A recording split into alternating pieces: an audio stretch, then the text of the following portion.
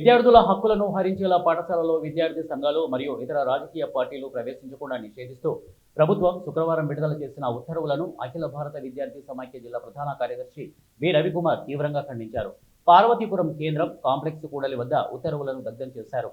ఈ సందర్భంగా ఆయన మాట్లాడుతూ విద్యార్థి సంఘాలు రాజకీయం కోసం కాదని విద్యార్థుల సమస్యల పరిష్కారానికి, హక్కుల కోసం విద్యారంగంలో ఉన్న అన్యాయాలపై పోరాటాలు నిర్వహిస్తాయని, ఈ పద్ధతిలో విద్యార్థి సంఘాలపై నిషేధం విధించడం ప్రభుత్వం ప్రజాస్వామ్యాన్ని అణగదొక్కే చర్య అని ఆరోపించారు.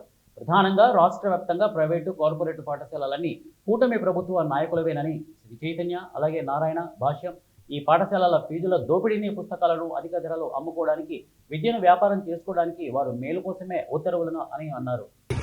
ఈ రోజు జీవోలో మొన్నటి రోజున ఆగస్టు 1వ తారీఖున ఈ రోజు స్కూల్ డైరెక్టర్ అయినటువంటి విజయ రామరాజు గారు ఈ యొక్క ఉత్తర్వులు జారీ చేయడాన్ని ఏఐఎస్ఎఫ్ విద్యార్థి సంఘంగా రాష్ట్ర వ్యాప్తంగా కూడా ఈ రోజు ఈ యొక్క జీవో కాపీని దగ్ధం చేయడం జరుగుతూ ఉంది.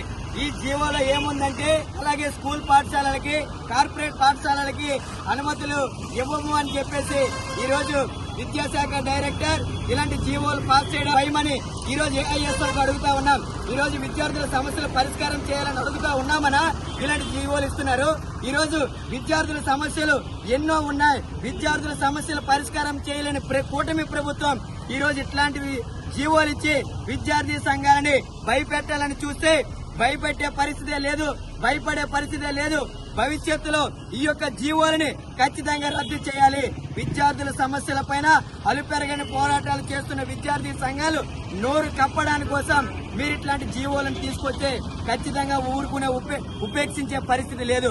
రాష్ట్ర వ్యాప్తంగా ఏఐఎస్ఎఫ్ విద్యార్థి సంఘం పిలిపించింది ఈ జీవోలను ఖచ్చితంగా దగ్ధం చేయమని పిలిపించింది. అదే మాదిరిగా పార్వతీపురం జిల్లా కాంప్లెక్స్ కూడలి దగ్గర కూడా ఈ యొక్క కార్యక్రమం నిర్వహించడం జరిగింది. కాబట్టి